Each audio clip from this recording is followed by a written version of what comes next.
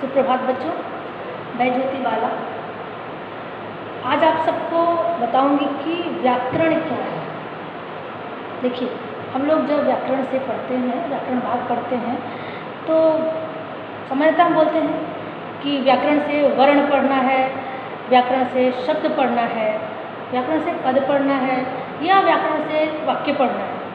लेकिन हम ये नहीं समझ पाते कि आखिर व्याकरण है क्या, हम व्याकरण किसे कहते हैं।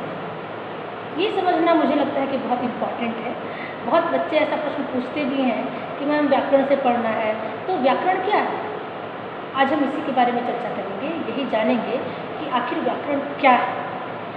तो देखिए, व्याकरण जो है वो एक ऐसा माध्यम है, ऐसा शास्त्र है जिसके द्वारा हम शुद्ध बोलना, पढ़ना और लिखना सीखते हैं, है ना।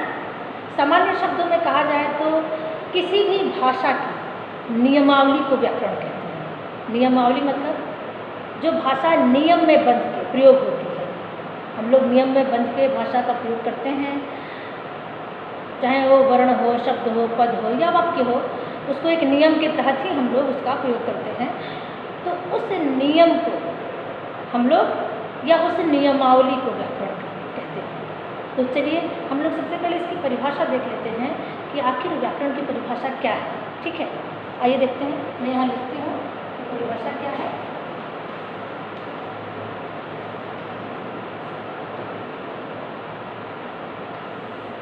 सामान्यतः हम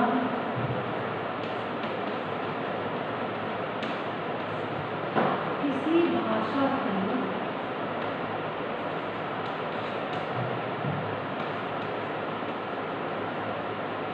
नियमावली को व्याकरण कहते हैं। को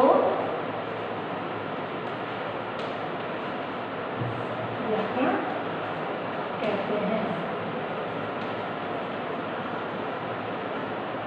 अर्थात हम वर्ण, शब्द, पद और वाक्य को भाषा में प्रयोग करने के लिए जिन नियमों के तहत हम प्रयोग करते हैं कि किस तरह से उनका प्रयोग करने से भाषा सुगम और सुचारू होगी, प्रभावकारी होगी, उस नियम को ही हम लोग व्याकरण कहते हैं। ठीक है, ये आप लोगों ने परिभाषा देख ली। चलिए एक परिभाषा हम और देखते हैं कि व्याकरण वह शास्त्र है। एक परिभाषा हम और देखेंगे जिससे शायद आपको बहुत अच्छे से क्लियर हो जाए कि व्याकरण वह शास्त्र है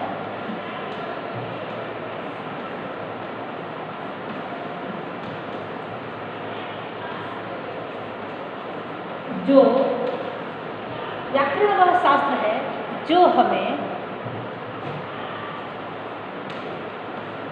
शुद्ध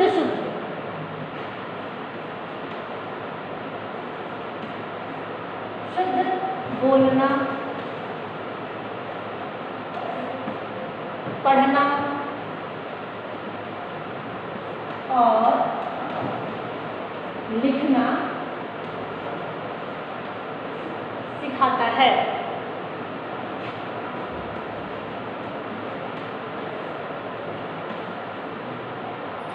समझ में आता गया आपको?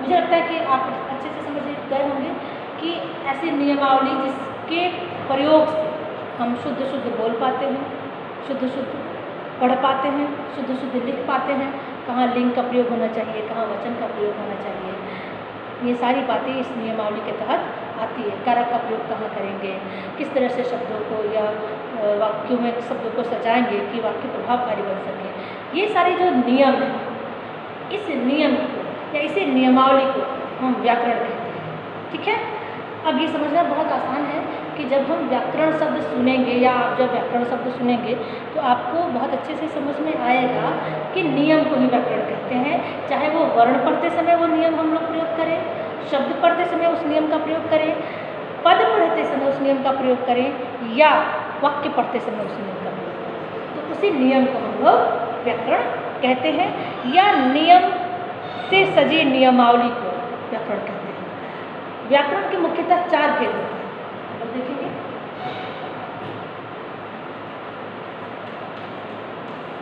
व्याकरण के मुख्यतः 4 भेद होते हैं।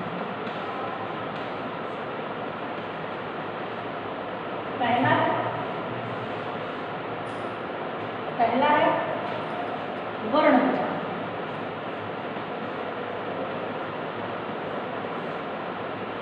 ठीक है, वर्ण विचार पढ़ते से हम किन किन चीज़ों का ध्यान रखते हैं? उच्चारण का, बनावट का और लेखन का।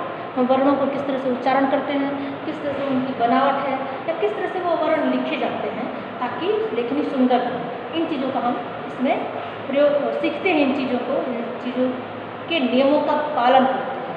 क्या क्या हम लोग एक बार इस पर लिख के देख लेंगे। उच्चारण का,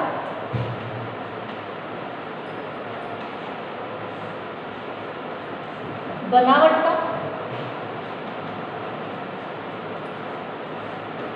और लेखनी का भी। सुंदर लेखनी होनी चाहिए।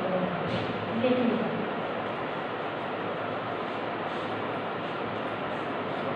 इन चीज़ों का हम लोग प्रयोग करते हैं, इनका ध्यान रखते हैं जब वर्ण विचार पढ़ते हैं व्याकरण के नियम के अंतर्गत। ठीक है, इसका जो दूसरा भेद है वो क्या है? हम लोग यहाँ पे ऊपर मैं इसे इंग्लिश करूँगी और आपको बताऊँगी ताकि हम स्पेस दे सके। ठीक है, दूसरा जो भेद है वो है शब्द विचार।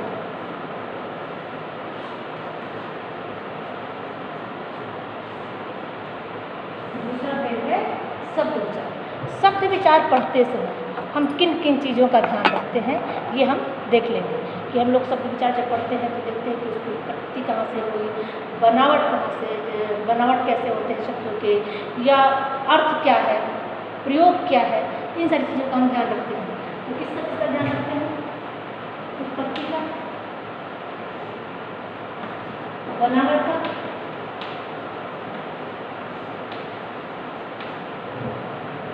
प्रयोग का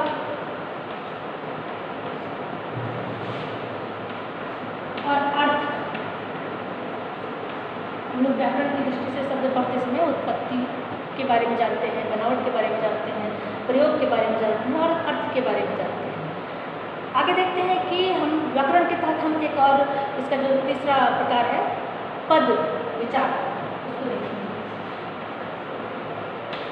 पद विचार, पद विचार और शब्द विचार में ज़्यादा अंतर नहीं है। शब्द स्वतंत्र रूप से हम लोग इसका विचार करते हैं और पद जो वाक्य में है उसको उसका परिचय देते हैं, उसका विचार करते हैं। तो शब्द, पद को ही शब्द कहते हैं, लेकिन वो शब्द जो है वो स्वतंत्र रूप से जब इसके बारे में हम विचार करेंगे तब वो शब्द विचार कहलाएगा। लेकिन वही शब्द जब वाक्य में प्रयोग हो जाएगा और तब हम उस पर विचार करेंगे, उसका परिचय बताएंगे, तो वही शब्द पद विचार कहलाने लगता है।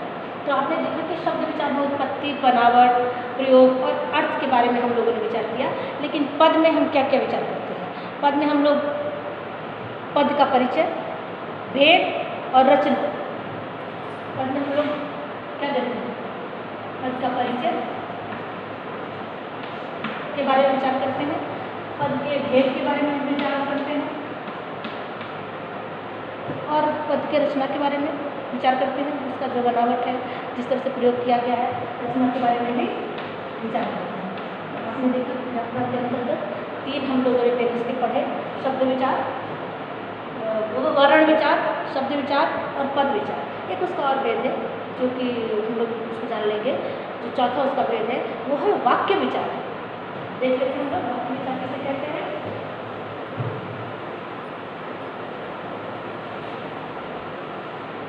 चौथा है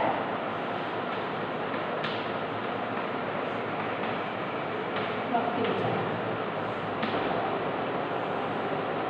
वाक्य विचार में हम किन किन चीज़ों का प्रयोग करते हैं?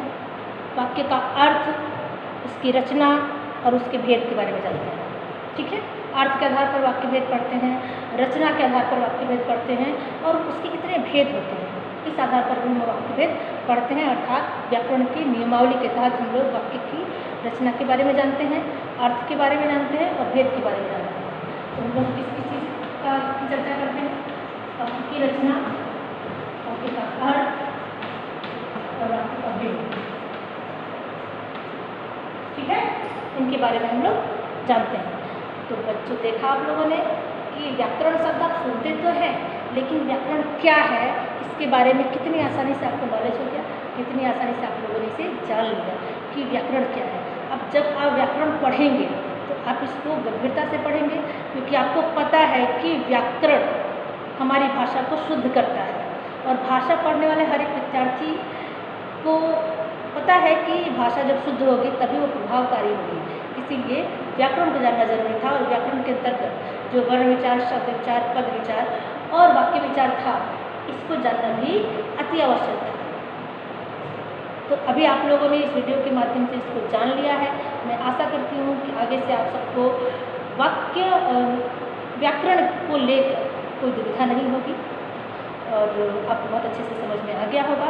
तो चलिए, आज की वीडियो में हम लोग इतना ही सीखेंगे।